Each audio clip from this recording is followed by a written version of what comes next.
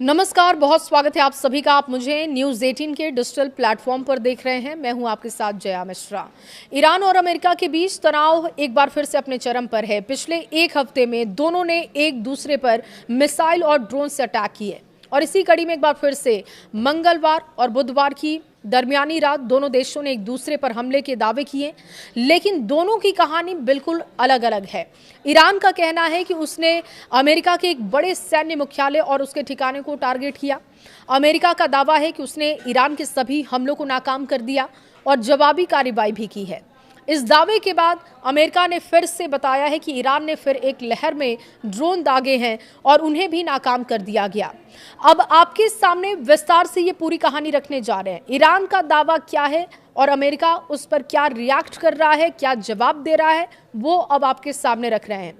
Iran का दावा है, ईरान के इस्लामिक रिवोल्यूशनरी गार्ड कॉर्प्स यानी कि IRGC ने दावा किया कि देर रात अमेरिका ने हॉर्मुज जल डमरू मध्य के पास एक ईरानी टैंकर पर हवाई हमले किए और इस हमले में टैंकर के इंजन वाले हिस्से को नुकसान पहुंचा। IRGC के अनुसार इसके जवाब में उसकी नौसेना ने अमेरिका और इजरायल समर्थक दुश्मन से जुड़े एक जहाज पनाया को मिसाइलों से टारगेट करते हुए दिखे। ईरान का यह भी दावा है कि इसके बाद अमेरिका ने एक बार फिर से हमला करते हुए केशम द्वीप के दक्षिण में स्थित IRGC के एक संचार टावर को निशाना बनाया। ईरान के मुताबिक इस कार्रवाई के जवाब में IRGC की एरोस्पेस फोर्स में कुवैत की मौजूद अमेरिकी एयरबेस, वहां तैनात हेलीकॉप्टर्स और बहरीन में मौजूद अमेरिकी नौसेना के 5वें बेड़े यानी कि US 5th फ्लीट के मुख्यालय पर मिसाइल और ड्रोन से अटैक किया गया।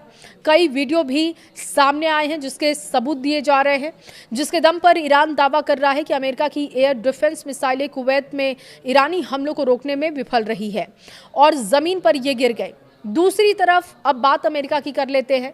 दूसरी तरफ अमेरिका की सेना ने ईरान की इन तमाम दावों को खारिज कर दिया है।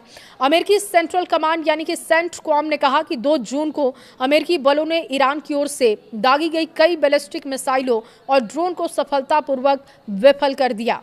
अमेरिका के अनुसार ईरान के क्षेत्र में कई पड़ोसी देशों की तरफ से मिसाइलें दागी गई, लेकिन कोई भी मिसाइल अपने लक्ष्य तक नहीं पहुंच सकी। अमेरिकी सेना का कहना है कि कुवैत की तरफ दागी गई 2 मिसाइलें रास्ते में ही गिर गई और टूट गई। बहरीन की तरफ दागी गई 3 मिसाइलों को अमेरिका और बहरीन की वायु रक्षा प्रणालियों ने तुरंत मार गिराया।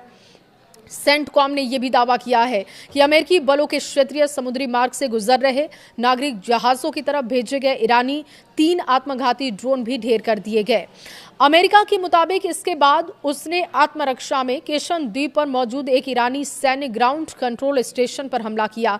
अमेरिकी सेना ने कहा कि इस पूरी घटना में किसी भी अमेरिकी सैनिक को कोई नुकसान नहीं पहुंचा।